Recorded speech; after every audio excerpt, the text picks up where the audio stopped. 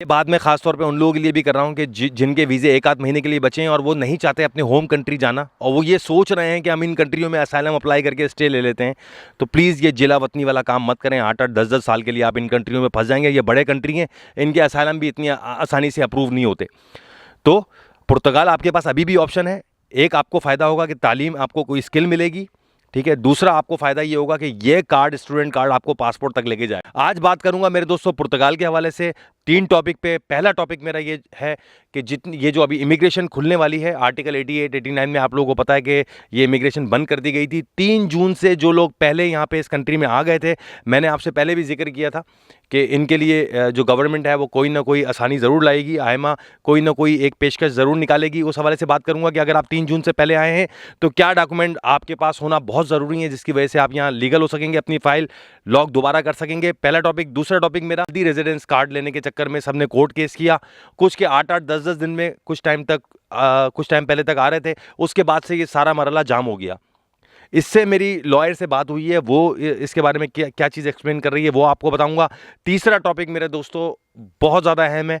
वो तमाम मेरे स्टूडेंट लोग जो कि इस वक्त जर्मनी, फ्रांस, इटली, स्वीडन में बैठे हुए हैं और वो स्टूडेंट वीज़े पे हैं और उनके स्टूडेंट वीज़े एक आध महीने के रह गए हैं, उनको एक बहुत अच्छी एक इन्फॉर्मेशन देने जा रहा हूँ। मेरे दोस्तों सबसे पहले मैं आपको ये बताऊं कि मैंने आपसे ये बात पहले भी जिक्र की थी जब ये आर्टिकल 88 89 बंद होने वाला था। तो मैंने आपको बताया था कि ये ह्यूमन राइट्स पे चलने वाले कंट्रीज़ हैं, ये जितने भी यूरोप के पार्ट हैं, और शायद यही वजह है कि हम अपने मुल्क छोड़ छोड़ के इनकी कंट्रियों में आए हैं, क्योंकि यहाँ इंसाफ मिलता है।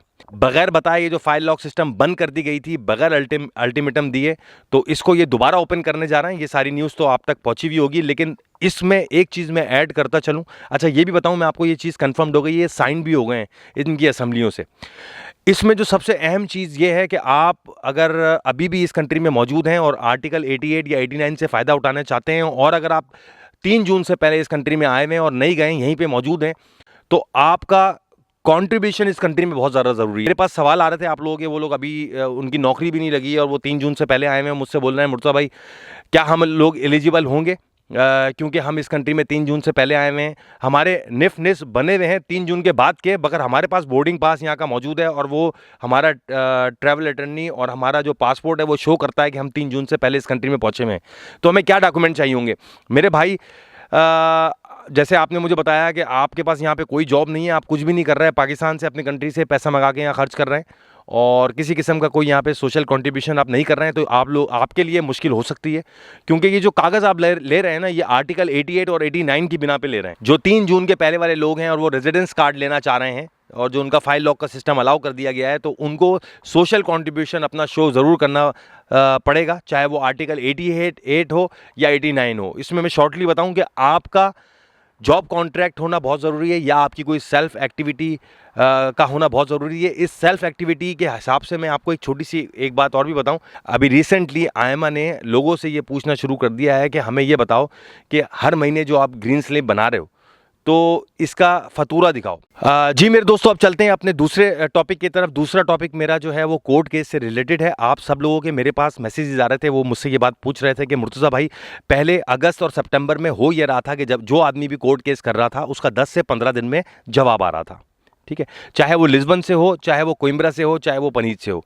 तो अब जो लोग केस अप्लाई कर रहे हैं, कोर्ट केस कर रहे हैं, तो उनके 3-3 4-4 महीने भी सुनने में आ रहा है उनको कि लग रहे हैं वो प्रॉब्लम में आ रहे हैं, ठीक है। मजीद अभी उनके लॉयर कह रहे हैं कि वेट करो, हो सकता है 3 महीना वेट करना पड़ जाए, हो सकता है 4 महीना वेट करना पड़ सकता है। इसके पीछे क्या वजह है? तो मेरे दोस्तों, मैं आपको बताता चलूँ कि पहले हो ये रहा था कि मिसाल के तौर पे किसी बंदे ने पनीत से या कोइम्ब्रा से कोर्ट केस अप्लाई किया, ठीक है, तो अब उसका जो जुनता होता था वो कोइम्ब्रा का होता था।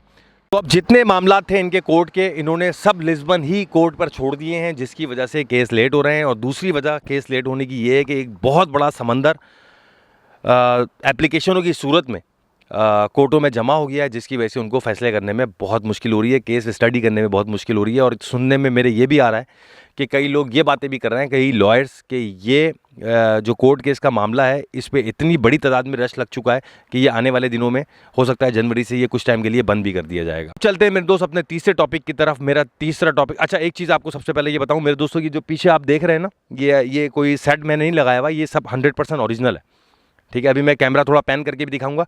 अब मैं चलता हूं अपने तीसरे टॉपिक की तरफ। तीसरा टॉपिक मेरा ये बहुत इंपॉर्टेंट टॉपिक है और ये उन लोगों के लिए है जो जर्मनी, फ्रांस, इटली, स्वीडन, माल्टा में हमारे स्टूडेंट्स बैठे हुए हैं। स्वीडन जैसे बड़े कंट्री, जर्मनी जैसे बड़े कंट्री, तो वो आपका स्टूडेंट वीज़ा वैलिड नहीं कर रहा है, उसको एक्सटेंड नहीं कर रहा है। अगर तो आप अभी भी वैलिड हैं और आपके पास शेंजन का कार्ड है या वैलिड वीज़ा है स्टूडेंट, तो मैं आपको एक टिप दूंगा, वो ये है मेरे दोस्तों कि प्लीज़ 8-8, 10-10 साल के लिए जिला वतन मत हो जाएं, अपने कंट्रियों से मुंह ना मोड़ लें।